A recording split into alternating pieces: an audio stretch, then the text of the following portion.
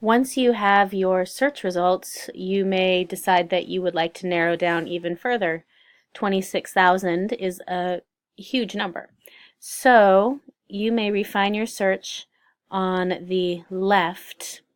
One thing you might choose to do is go for only the resources that are full text online.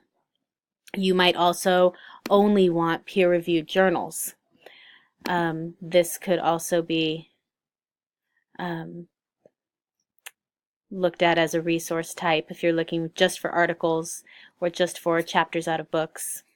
Maybe you want to narrow down the date so that you are looking at information that is current. So the past 5 years, for example. You could look at the writer or the creator of the content. You could narrow down by subject. Again, I'm looking just for youth. Education would be good for my topic. Location, this is for physical material, so not something I'm looking for. Database is a great place to narrow your search down as well. There are many databases to choose from. Sage Publications maybe would be a good one.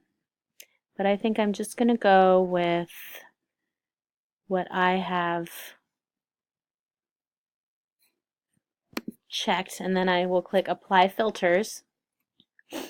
And now I'm down to 3,497 results. So that's much better. If I would like to change some of this, I can disengage from these filters, so I could say no to education, for example. Oh, and that narrows me down even further, which is nice.